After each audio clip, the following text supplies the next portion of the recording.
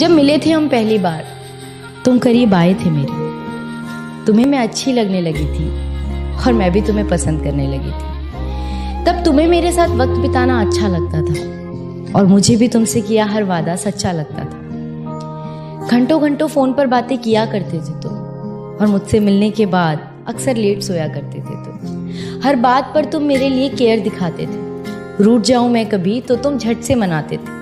25 से 30 किलोमीटर तक रोज मुझसे मिलने आया करते थे और उसके बाद मुझे घुमाने भी ले जाया करते थे। तो क्यों आज साथ होकर भी हम साथ नहीं, और क्यों इस रिश्ते में अब पहले जैसी कोई बात नहीं? क्यों हमारे वो पहले जैसे हालात नहीं, और क्यों आज मेरे हाथों में तेरा हाथ नहीं? एक छत के नीचे रहकर भी तू अजनबी बन गया है। पता नहीं तू अचानक इतना क्यों बदल गया है। ऐसा नहीं कि मैंने तुम्हें समझाने की कोशिश नहीं की, पर कभी तुमने ही ये रिश्ता बचाने की कोशिश नहीं की। एक अरसे से जिंदगी को ऐसे ही एडजस्ट कर रही थी और जो हो रहा था मेरे साथ उसे बेमन से एक्सेप्ट कर रही थी, और तू मेरी इसी बात का फायदा उठा रहा था। मैं दिल लगा रही थी, तू दिमाग चला रहा था। पर कब तक इन रिश्तों को घसीटा जाए?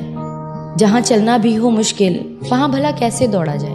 पर अब सच बताऊं तो बहुत थक चुकी हूँ मैं, और इस घिसी पिटी जिंदगी से पक चुकी हूँ। मैं जानती हूँ कि मुझे कोई समझ नहीं पाएगा। टूटा था पहले भी ये दिल, एक बार फिर से टूट जाएगा।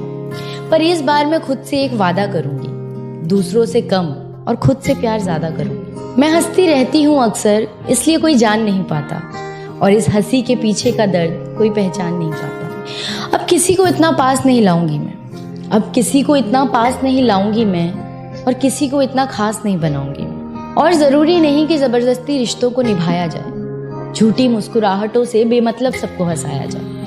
हम अक्सर ये सोचकर चुप हो जाते हैं कि लोग क्या कहेंगे, रिश्तेदार क्या कहेंगे, पर जिन्होंने कभी आपका दर्द जानने की कोशिश तक नहीं की, आप उनसे क्या उम्मीद रखेंगे? और इस दर्द में रहना है या इससे बाहर निकलना है, इसका फैसला सिर्फ आप कर सकते हैं। जरूरी नहीं कि अगर आपके पेरेंट्स के एक्सपीरियंस अच्छे हों तो आपके भी होंगे, उनके डिसीजंस अच्छे हों तो आपके भी होंगे। जिस सिचुएशन को आप फेस कर रहे हैं उसे आप ही बखूबी जानते हैं और कोई नहीं, और जो आपको समझता होगा वो आपकी सिचुएशन को भी समझेगा। और शायद हमारा सफर